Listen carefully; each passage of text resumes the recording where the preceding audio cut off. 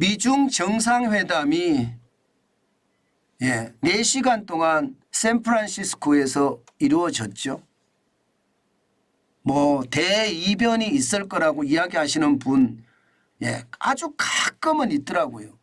그런데 제가 여러분들에게 말씀을 드리고 또 여러분들이 댓글창에 이야기했던 것처럼 미중 정상회담은요 그냥 시진핑 중국 국가주석이 미국을 방문했다. 그리고 정상회담을 했다. 이 정도 외에는요 대이변은 뭐 일도 없었으니까 전혀 없다. 이렇게 봐야 됩니다. 입장이 똑같아요.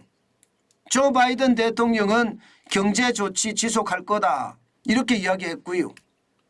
시진핑 중국 국가주석은요. 수출 통제는 중국 국익을 훼손한다. 이렇게 이야기했습니다. 똑같은 말이잖아요. 여기에다가 대만과 관련돼서는요. 시진핑 중국 국가주석이 돌직구를 날렸습니다. 중국과 대만은 통일을 해야 된다. 이렇게 말입니다. 이것은 어떻게 생각하면 지금까지 이야기를 얼굴에 대놓고 대면으로 아예 돌직구를 날렸다는 이야기가 되는 겁니다. 그러니까 지금까지 대만에서 전쟁이 날 거냐 안 날 거냐 뭐 이런 얘기가 굉장히 많았지만 사실 시진핑 국가주석은요. 대만은 중국이고 여기에 간섭하는 건 내정 간섭이고 대만은 당연히 통일을 해야 될 대상이다. 이렇게 이야기를 한 겁니다. 결국 말입니다. 미중 정상회담에서 무슨 큰 돌파구가 있을 것으로 기대했지만 기대는 영영 돌아오지 않는 강이 되어버렸다. 이런 생각이 저는 절로 듭니다. 물론 합의된 것도 있어요. 정상 간에 한 라인을 복원한다든가 뭐 대만을 두고 충돌할 수가 있으니까 우발 충돌을 방지하기 위해서 그리고 군사 대화를 재개한다든가 이것도 말입니다. 펠로시 하원 의장이 대만을 방문하고 나서 군사 대화도 끊어졌었거든요. 이거 재개하는 거. 그다음에 판타닐 퇴치하는 거. 사실 지금 중국에서 판타닐이라고 사실상 마약입니다. 중독성 마약인데 이게 만들어져서 미국으로 헛뿌려지고 있거든요. 그러다 보니까 지금 미국의 판타닐 중독자가 어마어마하게 많습니다. 이 부분에 대해서는 중국 당국이 직접 단속을 하면서 풀겠다. 뭐 이 정도가 합의 상황입니다. 반면에 말입니다. 지금 시진핑 국가주석이 기대했던 것 경제 제재 말입니다. 중국에 대한 투자 제한을 하고 있는데 인공지능이나 반도체나 양자 컴퓨터 첨단 기술에 대한 투자 제재 이거 해결해 줘야 되는 것 아니냐. 아니 중국 국가의 이익을 왜 미국이 훼손하느냐. 뭐 이렇게까지 아주 강하게 이야기하고 있는 거죠. 그러나 이 분야에 대해서는 해결된 게 아무것도 없습니다. 그냥 각자의 입장만 확인하고 말았고요. 더 심각한 것은요. 조 바이든 대통령이 기자회견을 끝나고 기자의 질문에 답할 때 시진핑은 독재자란 말까지 다시 썼습니다. 이 말은 결국 말입니다. 하늘에 태양이 두 개가 될 수 없다는 뜻이에요.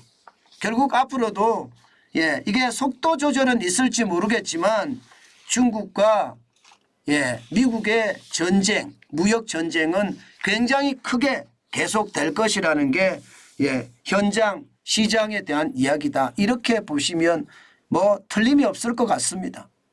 여러분들이 댓글창에서 이야기했던 것과 제가 여러분들에게 정보를 구해서 말씀드린 것이 사실 일맥상통했죠. 그러다 보니까 시장도 그냥 지지부진입니다. 다우산업지수는 0.13이 빠졌고요. 45.74가 빠져서 34,945.47로 마감했고요. 떨어진 거죠. 떨어진 거예요. 게다가 S&P 500 지수 마찬가지 대형주 중심입니다. 0.12 오르는데 그쳤습니다.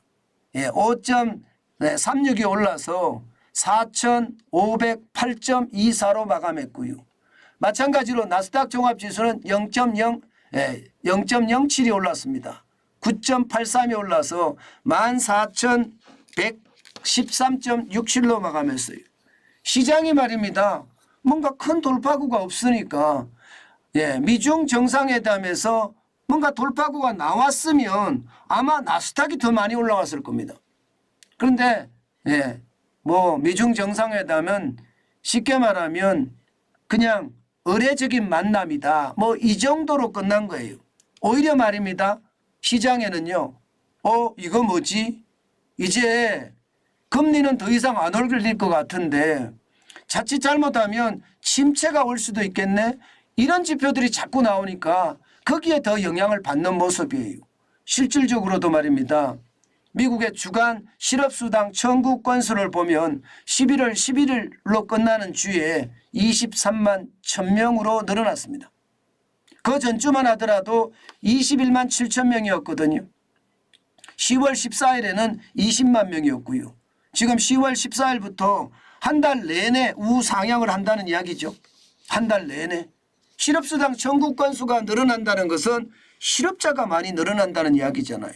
실업자가. 소매 판매가 줄어든 데 이어서 지금 실업수당 청구 건수가 많아지고 비농업 고용인구가 줄어드는 것 전체가 보면 침체의 어떤 기운이 넘친다.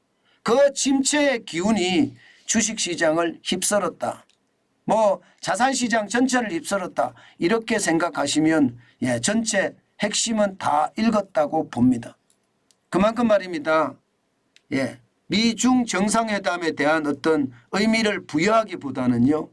이제 더 이상 금리 인상은 없는데 침체의 깊이가 어떻게 될 것인가. 소매 판매가 줄어들고 실업 수당 청구 건수가 늘어나고 고용인구가 줄어들면서 이게 침체가 연착륙이냐 아니면 경착륙이냐 여기에 대한 초점으로 확실히 바뀌고 있는 것 같습니다. 그만큼 말입니다. 시장의 전체 흐름은요. 이제 침체냐 아니냐 여기에 모든 관심이 집중될 것 같고요. 그러면서 말입니다. 금리 인하는 언제쯤 할 것인가가 시장 전체의 맥으로 흐르지 않을까 싶습니다. 자, 이렇다면 우리 시장은 어떤 일이 벌어질까요? 우리 시장도 마찬가지입니다. 미국 시장이 이게 좋아지면 당연히 우리 시장도 좋아지는 거겠죠. 그러나 미중 갈등이 지금처럼 그냥 그대로 간다면요. 중국의 경제는 돈 뿌려서 성장하는 경제인데 이거 쉽지 않아요. 쉽지 않아요. 돈 뿌려서 성장하는 경제는 진짜 쉽지 않습니다. 결국은 말입니다. 돈 뿌려서 가는 것은 언젠가 돈을 안 뿌리기 시작하면 오히려 시장에 더 충격을 줄 수도 있거든요. 대한민국은 중국의 수출이 전체적으로 홍콩을 통해서까지 가는 걸 합치면 적어도 말입니다. 중국 수출만 하더라도요. 적게는 25%까지 많게는 30%까지도 가거든요. 지금은 많이 줄어들어서 30%까지는 안 가지만 그래도 수출에 대한 어떤 불안감이 당연히 있을 수밖에 없고요. 아마 그런 중국 경제가 무너지는 그런 상황이 발생을 하면요. 그것은요. 우리 경제에도 신호가 올 거다. 그렇게 예상은 합니다. 당연히 중국발 리스크가 있는 거고요. 우리는 그 중국발 리스크를 반드시 봐야 되고요. 또 거기에 따른 시장의 어떤 출렁거림도 반드시 생각을 해야 되겠다. 그 정도로 정리하면 될 것 같습니다. 오늘 시장, 우리 시장이요.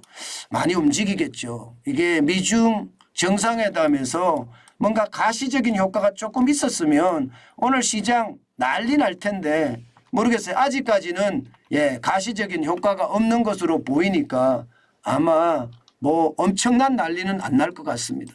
변동성은 좀 있을 듯한데요. 오늘도 외국인들의 움직임 그 어느 때보다 지속적으로 관찰하면서 우리가 움직여야 되고요. 지금 이럴 때는요. 우리가 투자하는 것은 저는 건물이다. 예, 이게 전업 투자자 분들이나 혹은 전문 투자자 분들은 뭐 할 수 있겠죠. 이럴 때가 기회일 수도 있으니까. 그렇지만 주식 초보자들은요. 이런 투자는 무조건 빠져야 됩니다. 자칫 잘못하면 내가 가지고 있는 돈 다 틀린다는 것 명심하시고요.